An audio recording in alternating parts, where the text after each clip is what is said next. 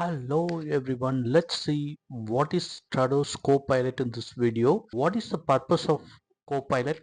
Okay, Trados has n number of features and it may be overwhelming when trying to find a specific feature.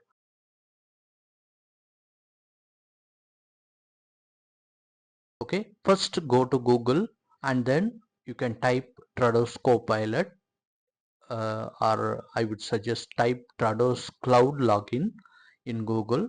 So I have typed that and I am logging here, and now you can see the logged in screen.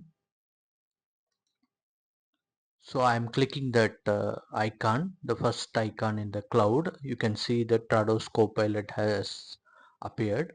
Okay, now let's zoom in and start working on Copilot. Now I hope you are seeing the Copilot.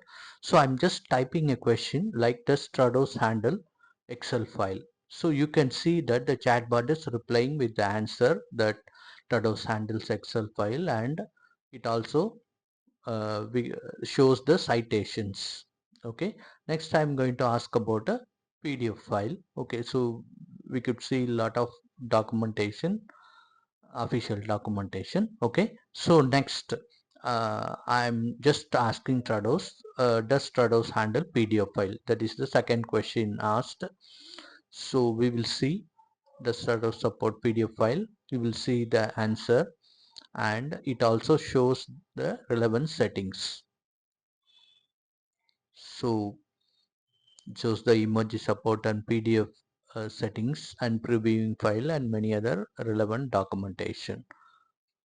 Okay, so one warning is, don't expect a super intellectual response from this feature, because it will reply to the basic question that is easily understandable. If you make it too confusing or too complex, then the chatbot may not be replying. That's my experience. Now I'm asking about Trados true type font. Okay, so it is telling the related issues with the true type font, but the important point is Trados supports Unicode font only. If we use true type font, we may have some problem. Okay, so it is listing various community questions asked by various Trados users. Okay, so I hope this video has been useful. Thank you and see you in the next Trados video.